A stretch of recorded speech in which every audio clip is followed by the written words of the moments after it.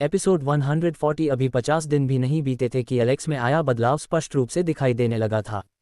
39वें दिन तक वह 10वें पर्वत के अवशेषों के शिखर पर खड़ा था। धधकती हुई दुनिया उसी तीव्रता से जलती रही, फिर भी युद्ध क्षेत्र अब उतना दमनकारी नहीं लगता था।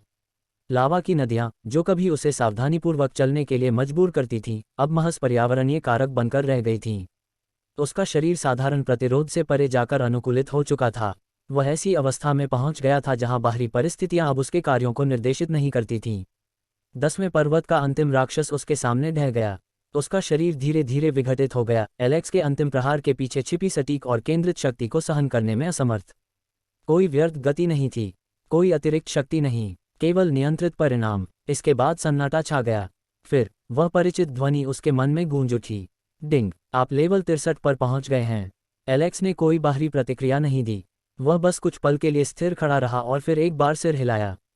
तो फिलहाल यही सीमा है, उन्होंने धीमी आवाज में कहा। इस समय तक वह सम्राट स्तर 9 के समकक्ष उपलब्धि हासिल कर चुका था। सामान्य परिस्थितियों में इतने कम समय में इतनी प्रगति अकल्पनीय होती। हालांकि एलेक्स ने खुद को पारंपरिक मानकों से नहीं आंका। एक और सूचना दिखाई दी, डिंग, लेवल 64 तक पहुंचने के लिए आपको कानून की बुनियादी बातों को समझना होगा। अब से आप लेवल बढ़ाने के लिए स्वचालित फंक्शन का उपयोग कर सकते हैं, या आप अपना समय स्वयं उपयोग करके लेवल बढ़ा सकते हैं। एलेक्स के चेहरे के भाव में थोड़ा बदलाव आया, फिर वह मुस्कुराया। उन्होंने कहा, सिस्टम सतर्कता बरत रहा है। वह तुरंत ही इसका निहितार्थ समझ गया। यदि वह केवल जबरन हासिल की गई सफलताओं पर ही निर्भर रहता तो उसकी नींव कमजोर हो जाती।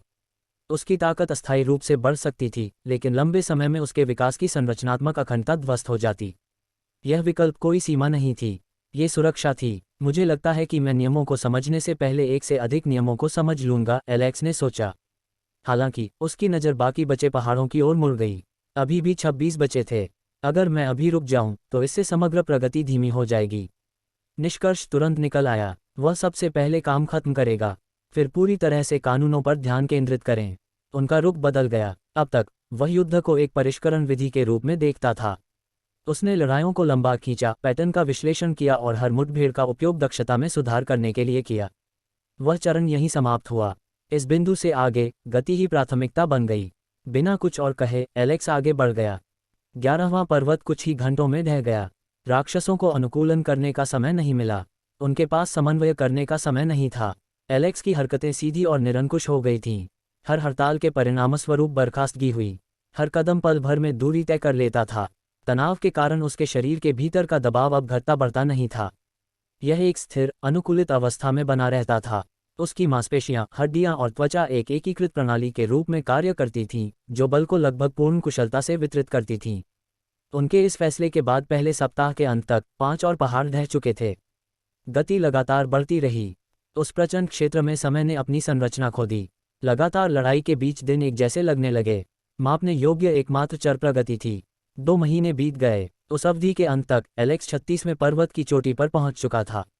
अंतिम शत्रु को पहले ही नष्ट किया जा चुका था। अपनी रफ्तार बढ़ाने के बाद पहली बार एलेक्स ने खुद को पीछे की ओर जमीन पर गिरने दिया। उसकी सांसें स्थिर थीं, लेकिन सामान्य से अधिक गहरी थीं। थकान के कारण नहीं, रिलीज से। लगातार 2 महीनों तक उनका शरीर निरंतर अधिकतम कार्यक्षमता की स्थिति में रहा था। अब कुछ क्षणों के लिए ये स्थिर हो गया। उन्होंने शांत भाव से कहा, इस दौरान शेष बचे सभी 26 पहाड़ों को साफ कर दिया गया है। राफेल ने तुरंत जवाब दिया, की पुष्टि की। उसकी दृष्टि में एक पारदर्शी पैनल प्रकट हुआ। नाम, एलेक्स मोरियार्टी। स्तर 63। बुनियादी युद्ध कौशल 5 सूर्य। आनुवंशिक शक्ति 60 गुना। एलेक्स ने बिना कुछ बोले डेटा का अवलोकन किया, फिर उसने सिर हिलाया, स्वीकार्य। उसके शरीर में एक और परिवर्तन हुआ था। यह अब केवल शक्तिशाली होना ही नहीं रह गया था, ये संरचनात्मक रूप से पूर्ण हो चुका था, कम से कम वर्तमान चरण के लिए। उसके शरीर का हर अंग उद्देश्यपूर्ण ढंग से काम कर रहा था। उसमें कोई अक्षमता नहीं थी, कोई अनावश्यक तनाव नहीं था। उनकी ताकत उस स्तर तक पहुंच गई थी जहां वे खुद भी अपनी सीमाओं का सटीक निर्धारण नहीं कर सकते थे। अगर मैं अपनी पूरी ताकत लगा दूं, उसने सोचा, तो मुझे नहीं पता कि मैं कितनी ऊंचाई तक लड़ सकता हूं। उस अनिश्चितता से उन्हें कोई फर्क नहीं पड़ता था। इसका सीधा सा मतलब था कि अभी और भी बहुत कुछ जानने को बाकी था। कुछ देर रुकने के बाद एलेक्स उठकर बैठ गया। उसकी निगाहें फिर से एक जगह केंद्रित हो गईं। अगले कदम, उसने अपना हाथ थोड़ा ऊपर उठाया। बाहर आओ। हवा में एक हल्की सी लहर दिखाई दी। फिर उसके बगल में एक आकृति प्रकट हुई। देवदूत। इसका रूप शांत और तेजस्वी था, फिर भी इसकी उपस्थिति में एक ऐसी गहराई थी जिसे केवल बाहरी दिखावे से नहीं मापा जा सकता था। इसके पंख पारदर्शी, लगभग अलौकिक थे, मानो वे किसी एक अवस्था में न होकर दो अवस्थाओं के बीच विद्यमान हों। उसने बिना किसी झिझक के उसे देखा। उन्होंने कहा, मुझे एक कानून समझने में मदद करें। देवदूत कुछ क्षण के लिए चुप रहा। फिर एक प्रतिक्रिया सीधे उसकी चेतना के भीतर प्रकट हुई। कौन सा कानून? इस संचार में ध्वनि का उपयोग नहीं किया गया। ये सीधा था। एलेक्स को फैसला लेने के लिए समय की जरूरत नहीं थी। आइए अग्नि के नियम से शुरुआत करें। सामान्य परिस्थितियों में एक साधक की प्रतिभा या युद्ध कौशल ये निर्धारित करता है कि वे किन नियमों को समझ सकते हैं। लेकिन एलेक्स सामान्य परिस्थितियों में काम नहीं करता था। उनका अस्तित्व ही ऐसी सीमाओं को चुनौती देता था। जिस क्षण निर्णय लिया गया, सब कुछ बदल गया। उसकी आंखों के सामने पूरी तरह अंधेरा छा गया। दिशा का कोई ज्ञान नहीं था, स्थान का कोई बोध नहीं, आत्मबोध का अभाव। फिर धीरे धीरे कुछ प्रकट हुआ।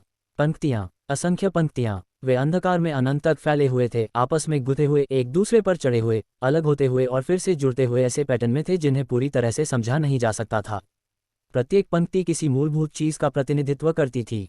एक सिद्धांत, एक नियम, वास्तविकता का ही एक अंश। एलेक्स बिना हिले डुले उन्हें देखता रहा। फिर अनगिनत रेखाओं के बीच एक रेखा चमकने लगी। शुरुआत में यह सूक्ष्म था, फिर यह और तीव्र हो गया। अनंत के बीच एक अकेला धागा। बिना किसी झिझक के एलेक्स ने हाथ बढ़ाया और उसे छू लिया। संपर्क स्थापित होते ही सब कुछ बदल गया। समझ। आग की अवधारणा स्वयं को ऊष्मा या ज्वाला के रूप में प्रस्तुत नहीं करती थी। ये रूपांतरण के रूप में प्रकट हुआ। खपत के रूप में, संचित क्षमता का सक्रिय बल के रूप में मुक्त होना। एलेक्स की चेतना का विस्तार हुआ। आग लगने की हर घटना जो उसने कभी अनुभव की थी आपस में जुड़ गई। धधकते हुए क्षेत्र की जलती हुई गर्मी, पहाड़ों से होकर बहने वाली पिघली हुई नदियां, उसके शरीर के भीतर घर्षण दबाव के रूप में शक्ति में परिवर्तित हो गया। सब कुछ सही ढंग से मेल खा गया। ये सीखना नहीं था, यह एकीकरण था। अग्नि का नियम उसके भीतर स्थापित होने लगा। ठीक उसी क्षण उसके शरीर के बगल में एक आकृति प्रकट हुई। उसने स्पष्ट आश्चर्य के साथ उसकी ओर देखा। क्या उसने कानूनों को समझना शुरू कर दिया है? उसने धीमी आवाज में कहा, कितने दिन हो गए? कोई जवाब नहीं मिला, लेकिन अवलोकन बना रहा। इग्रिस ने धीरे से अपना हाथ उठाया। धधकते हुए क्षेत्र की आसपास की लपटों ने जवाब दिया। वे बुझे नहीं, वे बदल गए। उनका स्वभाव नर्म हो गया, अधिक परिष्कृत। यह आग की मूलभूत संरचना के साथ अधिक मेल खाता है। एलेक्स के दृष्टिकोण से उसके सामने की चमकती रेखा और भी तीव्र हो गई। स्पष्टता बढ़ गई, गहराई बढ़ती गई। इग्रिस ने हस्तक्षेप किया था, वह सहायता कर रहा था। 1 महीना गुजर गया। एलेक्स की आंखें खुल गईं। धधकती हुई दुनिया फिर से नजर आने लगी। वातावरण में कोई बदलाव नहीं आया था, लेकिन इसके बारे में उनकी धारणा बदल गई थी। एक सूचना दिखाई दी। अग्नि का नियम 1%। डिंग। मेजबान चाहे तो प्रवेश कर सकता है। एलेक्स ने इसे नजरअंदाज कर दिया। उसका ध्यान अपनी योद्धा प्रवृत्ति की ओर केंद्रित हो गया। देवदूत के एक पंख में बदलाव आ गया था। पारदर्शी संरचना के भीतर एक हल्की लाल रेखा दिखाई दी थी। पतला, ये काफी है, एलेक्स ने कहा। उसने आगे बढ़ने के बारे में सोचा ही नहीं, अभी तक नहीं। आइए अगला कानून शुरू करें। पानी। समय का अर्थ एक बार फिर खो गया। कई महीने लगातार बीतते गए, एक के बाद एक कानून। पानी, धरती, हवा, लकड़ी, बिजली चमकना, रोशनी, अंधकार। प्रत्येक समझ का ढांचा एक समान था।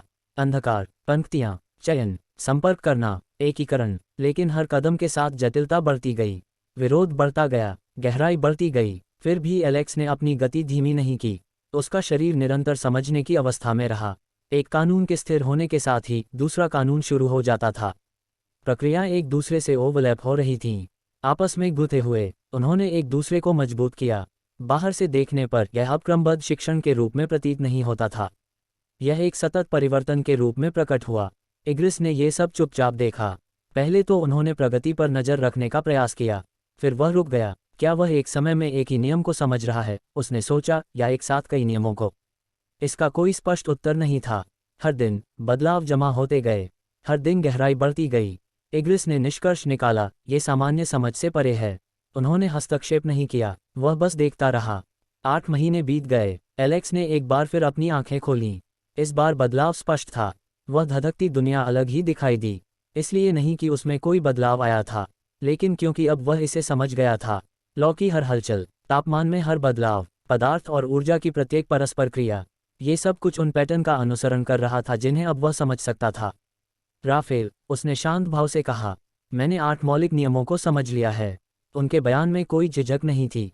क्या मुझे अंतरिक्ष और समय के साथ आगे बढ़ना चाहिए? इसके बाद कुछ देर का विराम रहा। फिर राफेल ने जवाब दिया, बिल्कुल, सर्वोच्च स्तर तक पहुंचने से पहले कोई भी समय के नियम को समझ नहीं सकता। लेकिन आप एक अपवाद हैं। लहजा तटस्थ बना रहा, लेकिन इसका निहितार्थ स्पष्ट था।